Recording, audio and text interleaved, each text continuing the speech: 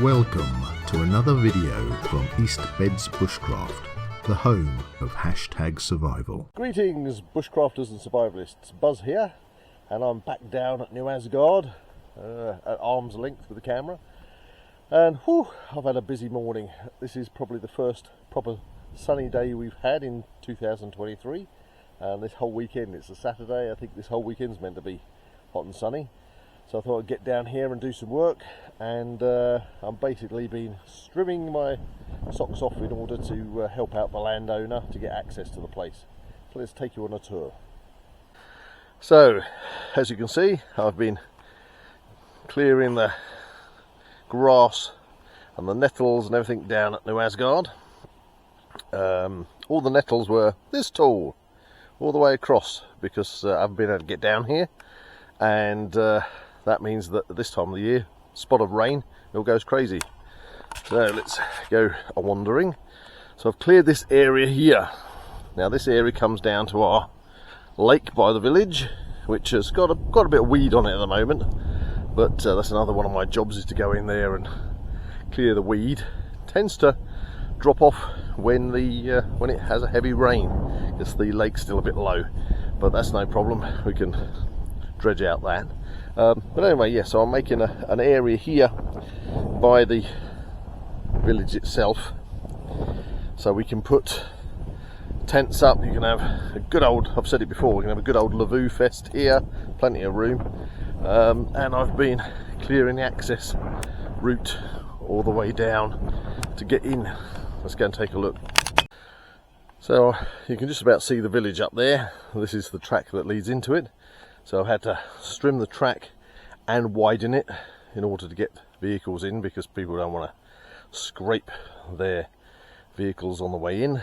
And this is going to be a car parking area to allow people, when they're going to come down and do some bushcraft, to park up their vehicles. And this is up to that bank, which you can see up here, there's the top of the bank.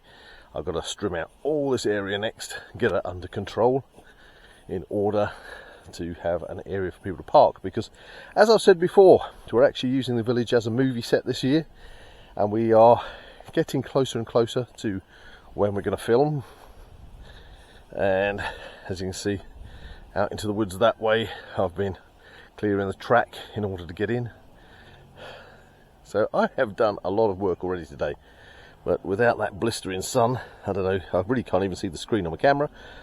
But I've got to clear all this nettled area yet. That's my next job. But I'm going to go and get a fire going, make myself a well-earned cup of coffee. Just out of interest, I've been processing some wood for a fire with my Glority DJS20 folding pull saw. If you've not seen this before, it's I'm trying to do this one-handed. It's a folding little saw, a bit like a butterfly knife. There we go. There you go. If you're familiar with what a butterfly knife is, there you go. Not best done one-handed. Little catch on it. Thought I'd try it out. I did a review. You can go onto the Zach Wild Productions YouTube channel and see a full review of this. But actually, it's done a neat little job. It's a pretty fast little saw. Compact, goes in your pocket, folds out nicely. Boo-boo. There you go, the Glority folding pull saw. Anyway, I'm going to go and get some tinder. Right, I'm off on the hunt for some tinder, and that's not some kind of, I think, dating channel, I don't know. Anyway, now I've got some tinder to start my fire, and it's a particular tinder that I like to use around here, which I'm heading off to find. Obviously you've got all sorts of wonderful things when you're doing bushcraft, but one thing I haven't got in abundance around the village of New Asgard, and that is, I haven't got very many silver birch trees, and silver birch is probably my most favourite thing to start fires with in camp. But of course we've got loads of other things, loads of dry grass, etc. But I'm heading off, and I can see in the distance exactly what I want. I might have mentioned it in one of my other bushcraft videos. Anyway, nearly there, so let's go and take a look. And here we are. Yeah, look at that, bulrush. Bulrush. I only need one, more than enough. But this stuff makes excellent tinder. And it's free. Look, I've got a whole load of old ones from last year down there. And some more over there. Anyway, let's go back and get fire going. Well, on the way back to camp, I'm coming past, if anybody saw the photos I put up of that Dryad's saddle fungi. And edible when it's nice, when it's young. Look at that. Ooh, I don't know if you can see the underside. There's got some flies under there, something's been nibbling at it. There we go, look at that. It's probably doubled in size from when I photographed it.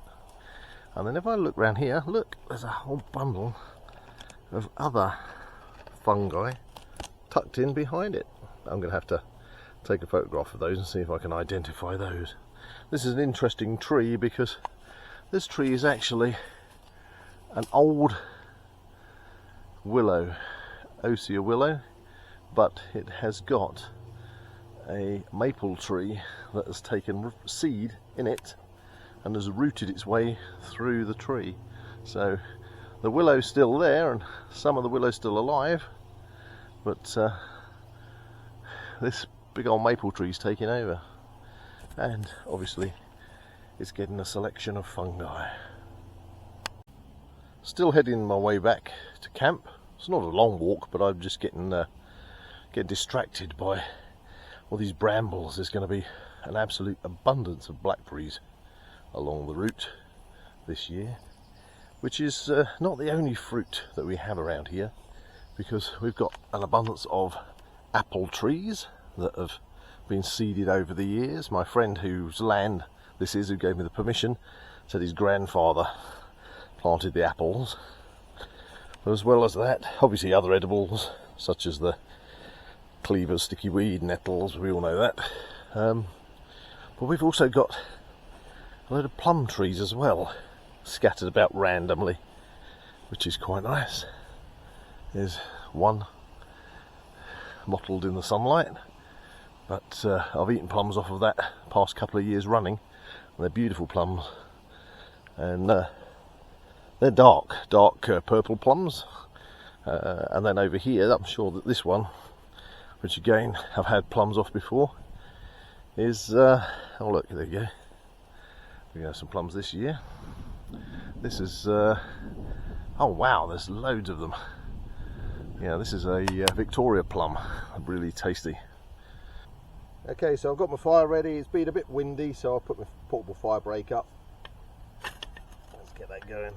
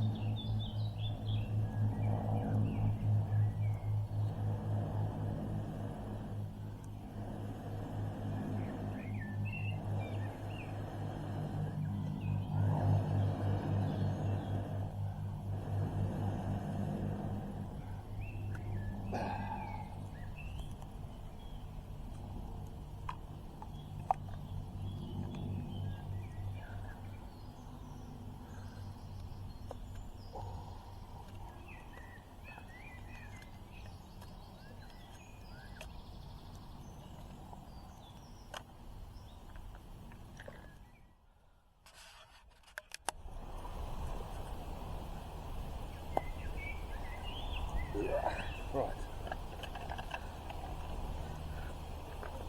Oh, look at that. There's a rolling boil if ever there was.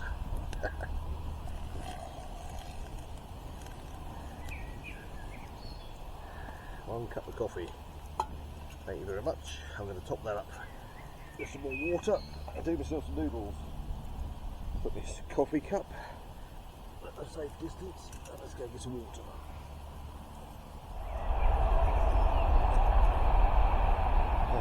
Right, back with my noodles.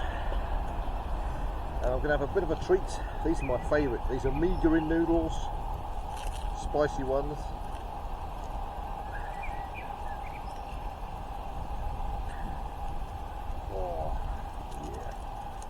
have a bit of spice. They also come with dried onions, soy sauce and chilli.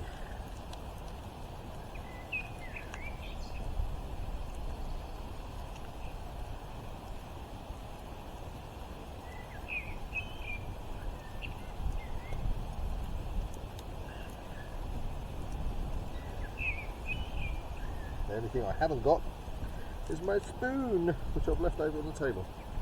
Anyway, let's go and stick this in the fire.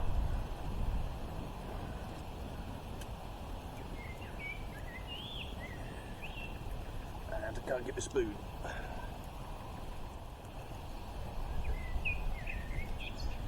There we go. So the make of these noodles, a company called Indomni noodles. Spicy, hot and spicy migraine. Right, I'm going to enjoy my coffee. Cheers.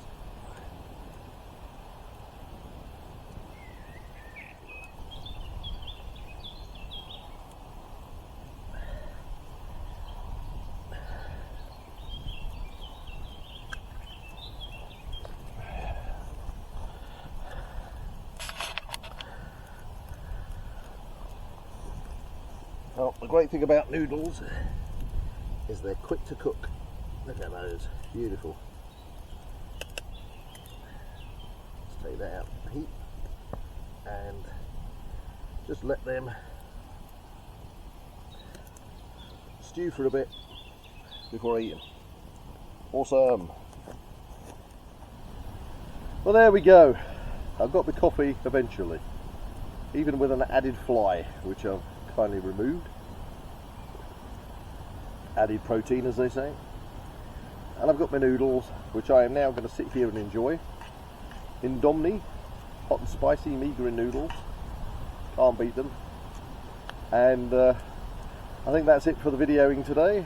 Thanks for tuning in, and I'll see you in the next video. Thank you for watching. Please like and share this video and subscribe to the East Beds Bushcraft channel. See you all again soon.